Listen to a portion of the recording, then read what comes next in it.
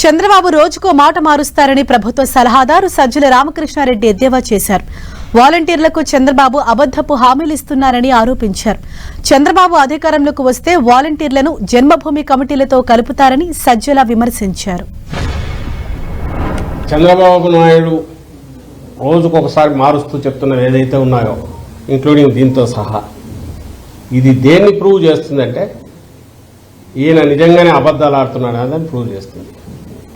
Vote కోసం నెల రోజుల్లో జరిగే ఎన్నికల్లో 4 ఓట్లు ఎట్లొస్తాయి, అబద్ధ హామీలు ఇచ్చి ఎట్లా భ్రమలో జనాన్ని పెట్టచ్చు, జనాన్ని నమ్మకం భ్రమలో పెట్టచ్చు అనే నమ్మకం మీదనే ఈరోజు ఆయన ఇలాంటి మాటలు మాట్లాడుతున్నాడు.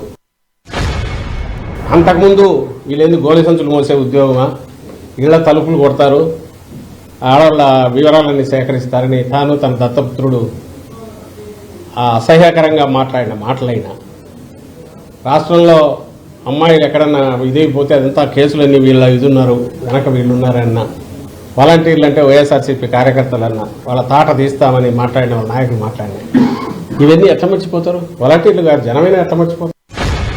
వీళ్ళని వచ్చాడు ఈ వాలంటీర్లను తీసేస్తాడు, జన్మభూమి కమిటీలో ఉండే వాళ్ళను దాంట్లోకి తీసుకొచ్చేసి వాళ్ళకి 10,000 చేస్తాడు, వాళ్ళకి 15,000 కాదు 20,000 చేస్తాడు, పై ఆదాయం కూడా వచ్చేది చేస్తాడు. చంద్రబాబు నాయుడు వస్తే ఏం చేస్తారంటే ఇప్పుడు వాలంటీర్లను తీసేసి జన్మభూమి కమిటీల వాళ్ళు కావాలంటే వాలంటీర్లను పేరు పెట్టి, ఎందుకంటే ఆ జన్మభూమి కమిటీ అనగానే జలగలు గుర్తొస్తాయి, జనానికి రక్తం పీల్చిన జలగలు గుర్తొస్తారు కాబట్టి అవి వాళ్ళకి వాలంటీర్లను ముద్ర వేసి బాగుంది పేరుని వాళ్ళు చెప్పిన వాళ్ళకే పథకాలు ఇవ్వాలనేది రేపు వస్తుంది. ఆ మధ్య లోకేష్ కూడా అన్నాడు, వాలంటీర్లు రేపు ఎవరున్నా మా వాళ్ళు చెప్పిన వాళ్ళకే స్కీమ్స్ ఇవ్వాలా, మేము చెప్పిన వాళ్ళకే బెనిఫిట్స్ ఇవ్వాలా,